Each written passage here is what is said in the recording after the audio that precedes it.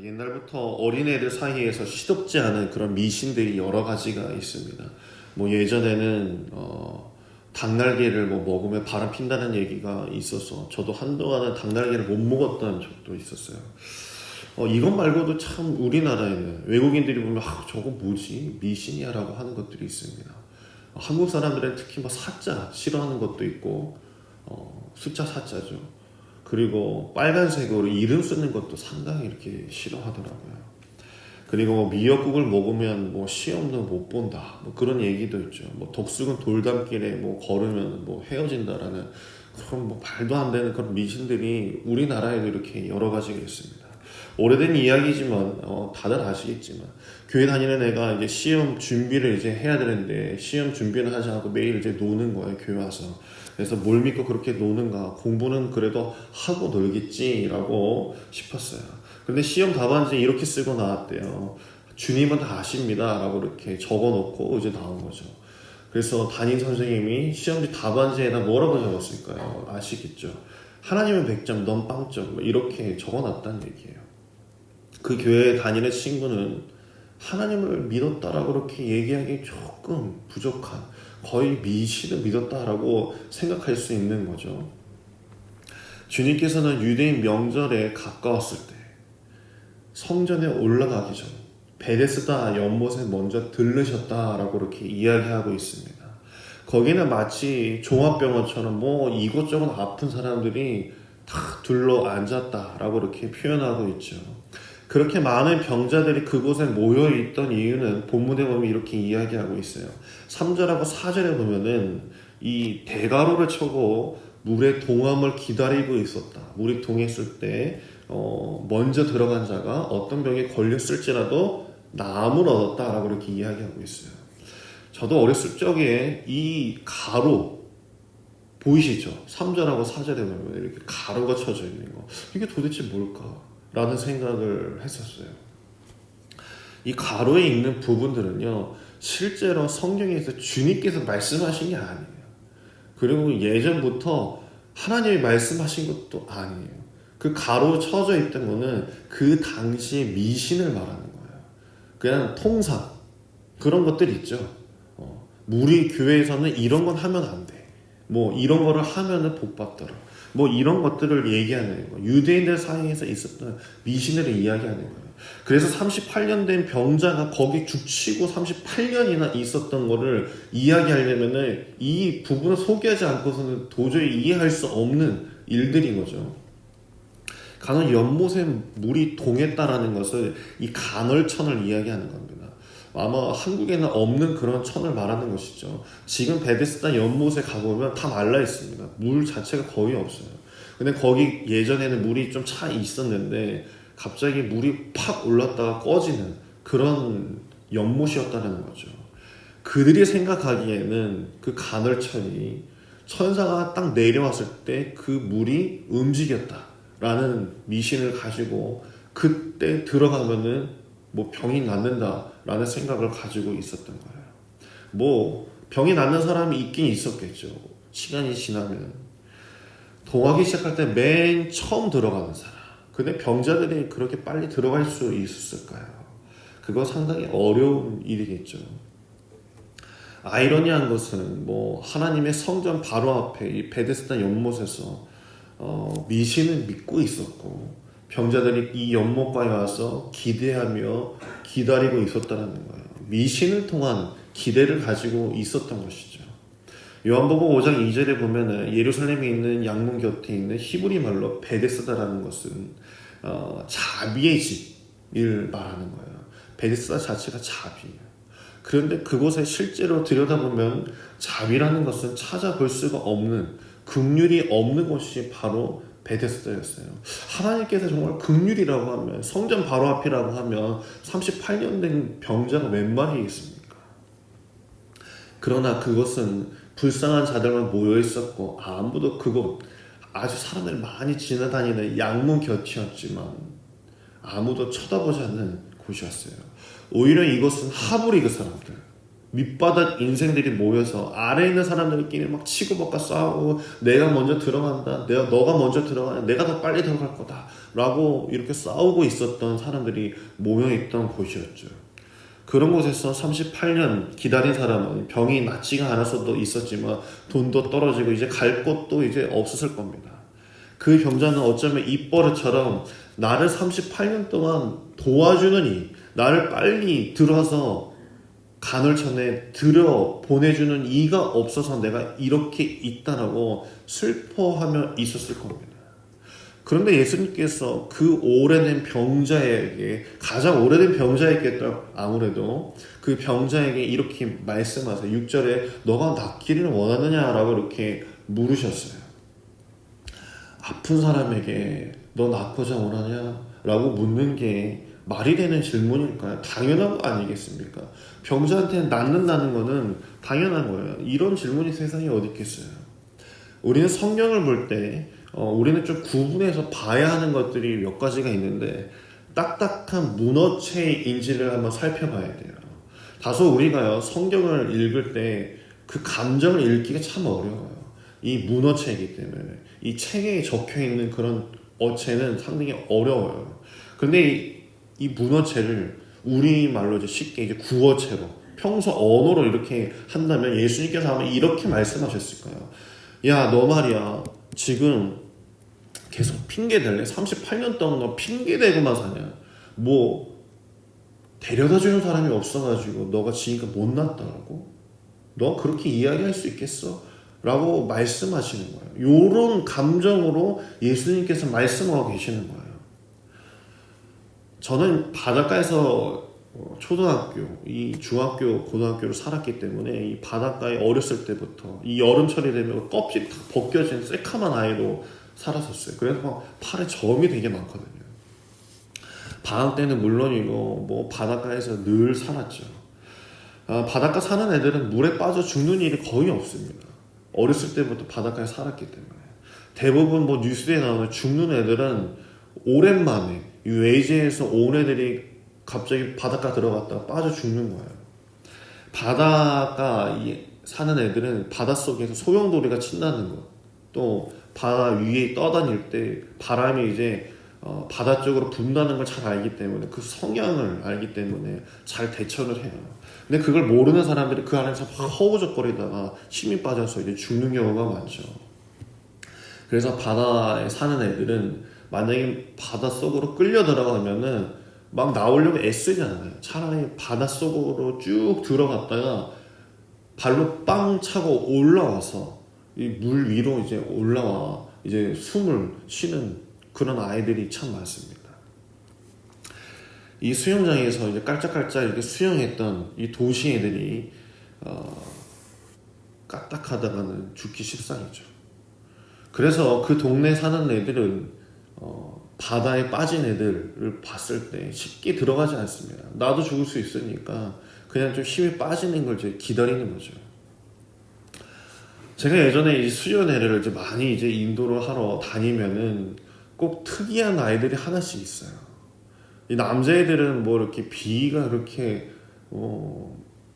나쁘지 않아가지고 화장실을 잘 가지만 간혹 가다가 이 여자애들 중에 예를 들어서 3박 4일 수련회 기간이라면 화장실을 안 가는 애들이 있어요. 화장실을 안 가는 애들이 있어요. 뭐 소변은 뭐 어떻게든 막 보겠지만 이렇게 대변을 막 진짜 화장실 안 가는 애들이 있어요.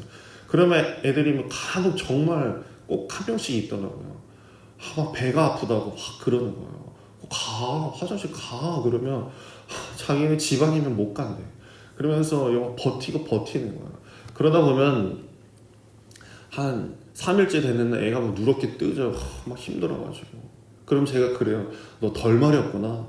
라고 이렇게 이야기합니다. 그러면 마지막 날에 참다가 결국에는 화장실 가는 애들이 있어요. 중요한 건 제가 이렇게 이야기하는 거는 힘 빠질 때까지 기다렸다라는 거예요. 힘 빠질 때까지. 예수님께서 말에 힘이 없었어. 기적을 못 내서 그 주변 사람들, 앉아있던 누워있던 사람들을 고치지 않으셨을까요? 예수님께서 손만 대시고 말씀만으로도 그 주변에 있는 사람들 다 고치셨을 텐데 왜 38년 된 병자를 다 꼭 집어가지고 너 낫기를 원하느냐 라고 이렇게 물으셨던 것일까요? 몇 년 더 물이 동할 때까지 너는 기다릴 건지 세상의 미신을 버리고 이제 나를 따를 건지를 묻고 계셨던 거예요. 너는 나를 믿고 나를 통해서 낫고자 하느냐 라고 물으시는 거예요. 이제부터가 중요합니다. 만약 예수님께서 거기에 있는 모든 사람들, 온지 얼마 안 된 사람들, 희망을 가지고 있는 사람들에게도 연못에 예수님께서 다 밀어쳐 넣었어요. 야, 내가 다 낫게 해줄게 하면서 손 대고 막 낫게 해주셨어요. 다 고쳐주셨어요. 예를 들어서 일시적으로는 그들이 잠시 위안을 얻고 병이 낫고 편안해질지는 몰라요. 인생 전부를 걸 수 있는 부분이 될 수 있을까요? 근본적인 해결책이 되지 않는다는 거예요. 우리 질병을 낫게 해주어도 또 다른 질병은 생기기 마련이에요. 우리가 지금 예를 들어서요, 팔이 부러졌거나 암이 하나 있었는데 예수님께서 오늘 이 자리에 그냥 다 낫게 해줬어요. 내가 오늘 기분이다 하면서 다 낫게 해줬어요. 그런데 그게 그에게 근본적인 해결책이 되었을까요? 사람은요, 한 번 아프면 또 아프고 언젠가 그 병 때문에 죽기 마련입니다. 어쩌면 38년 된 병자도요, 그 병이 뭔지는 모르겠지만 예수님께서 쉽게 너 낫게 해줄게 기분이 하면서 낫게 해줬을 때 그 병자는 병이 나았을지 몰라요. 하지만 나중에 나이가 다 차서 7, 80이 돼서 또 다른 병으로도 죽을 수 있다는 얘기예요. 그럼 그때도 똑같이 그곳에 와서 미신을 부여잡고 간헐천이 움직일 때 천사가 내려올까 하면서 그것을 기다리고 있겠느냐라고 예수님께서 묻고 계신 거예요. 너 낫기를 원하고 있느냐? 너는 지금 내가 그냥 잠깐 너를 낫게 해주는 것을, 미신처럼 낫게 해주는 것을 원하느냐? 아니면 너가 나중에 또 병들어서 이 자리에 왔을 때 또 이걸 붙잡고 있을 것이냐? 아니면 나를 통해서 진정한 구원과 진정한 목마름을 해결해 주기를 원하느냐라고 주님께서 묻고 계신 것이죠. 환자에게 예수님께서 진정으로 주고 싶은 것이 무엇인지를 말씀해 주셨어요. 본문 8절하고 9절을 보면 이렇게 얘기하고 계시죠. 예수께서 이르시되 일어나 내 자리를 들고 걸어가라 하시니 그 사람이 곧 나가서 자리를 들고 걸어가니라. 이는 안식일이라 라고 말씀하셨습니다. 미신을 버리고 자신의 것을 버리고 예수님을 믿을 때 역사는 일어나게 되는 것입니다.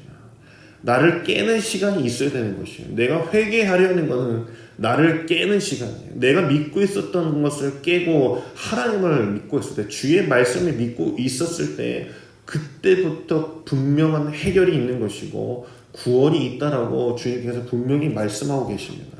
그 이후에 14절을 보면 이렇게 얘기하고 계시죠. 그 후에 예수께서 성전에서 그 사람을 만나 이르시되 보라 내가 나았으니 더 심한 것이 생기지 않게 다시는 죄를 범하지 말라 하시니라고 말씀하십니다. 주님은 나중에 너 다시는 여기 찾아오지 말라라고 말씀하시는 거예요. 너가 나았으니까 더 심한 것이 생기지 않게 다시는 죄를 범하지 말라. 이 죄를 범하지 말라. 뭐 다른 데 가서 뭐 남을 해치라 그런 것이 아니라 너가 이제 나았음을, 내 이름을 통해서 나았다라고 여긴다면 다시는 이런 미신 같은 것을 믿고 그런 것들을 따라다니는 죄를 범하지 말라라고 주님께서 말씀하고 계시는 거예요. 병 나은 것에 만족하지 말고 다시는 죄를 범하지 말라. 다른 병에 걸릴지라도 너는 나를 통해서 날 수 있다는 것을 믿고 나를 찾으라고 말씀하시는 겁니다. 새 사람으로 거듭나게 해주었다라고 말씀입니다. 다시는 돈과 권력과 학벌과 명예와 술수를 판치는 베데스다 연못을 다시 찾지 마라. 이 세상과 하나님을 겸하여 주인을 섬기지 말라라고 주님은 말씀하시는 줄 믿으시길 간절히 바랍니다. 하나님이 보시기에는 1등에는 10등까지 다 똑같을 거예요. 중요한 것은 누가 예수님을 붙잡고 있느냐가 중요한 것입니다. 오늘 저와 여러분이 우리를 치유하시고 변화시키시는 주님을 붙잡는 시간 되길 간절히 바랍니다. 주님은 어떤 것을 믿고 미신 같은 것을 믿고 있는 나를 꺼내주길 원하시는 거지. 간단히 그냥 욕 조그마한 거 가지고 저에게 기적을 베풀려고 하는 것이 아니에요. 단지 그 기적은 주님을 볼 수 있는 방안을 마련해 주시는 것이에요. 오늘 이 시간 여러분들이 기도하고 있는 작은 기도의 제목들이 있을지 모르겠습니다. 하지만 주님은 조그마한 그것들을 해소시켜 주려고 우리에게 다가오신 분이 아니라 영원한 구원, 영원한 하나님을 만나게 주시려고 오늘 이 시간 우리를 만나 주시는 줄 믿고 그것을 믿고 기도하는 여러분에게 간절히 소망합니다. 우리 함께 질문 한번 나눠보도록 하겠습니다. 진정한 구원이 주님께 있음을 믿으십니까? 조그마한 것으로 주님을 만나려고 하지 마십시오. 그건 하나님께서 얼마든지 해주실 수 있는 것이에요. 진정한 주님, 나를 구원하시는 주님, 나를 자녀 삼으시는 주님, 나에게 예수 그리스도를 보내주신 그 주님을 믿으시는 여러분에게 간절히 바랍니다. 기도하겠습니다. 자비하신 하나님, 초록이 움트는 이 계절에 우리의 심령에도 색이 짙어지게 하시고 믿음의 지경을 넓혀 주시옵소서. 주님, 당신은 영접한 자녀답게 권세를 가지고 거룩하게 하시고 복음을 전하며 주님 안에 살게 하여 주시옵소서. 진리 아닌 것을 목매는 인생이 아니길 간절히 원합니다.